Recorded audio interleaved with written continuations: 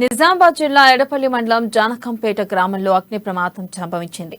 అర్ధరాత్రి గుర్తు తెలియని వ్యక్తులు ఉప్పుభూమి రెడ్డికి సంబంధించిన పశువుల గుడిసెకు నిప్పంటించడంతో గుడిసె పూర్తిగా దగ్ధమైంది. గుడిసెకు నిప్పు అంటగానే కాలనీవాసులు మేల్కొని మంటలను ఆర్పే ప్రయత్నం చేసినప్పటికీ మంటలు అదుపులోకి రాలేదు. అదే సమయంలో పికెటింగ్ చేస్తున్న ఎడపల్లి పోలీసులు సంఘటనా స్థలానికి చేరుకుని సహాయక చర్యలు చేపట్టారు.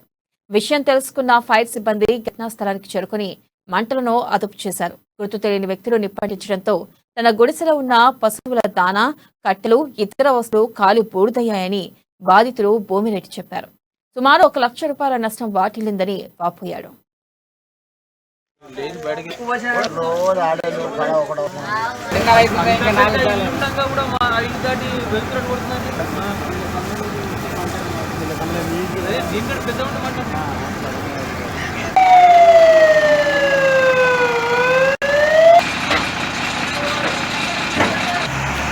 ఎందుకంటే కట్ట అయితే మస్తున్నది కదా, కొట్టం తిప్పిన కట్టే ఇంట్లోనే ఉన్నది. జూలాలు మంచి మంచి జూలాలు 13-14 ఇట్లా జూలాలు కొట్ట మేము రోడ్డు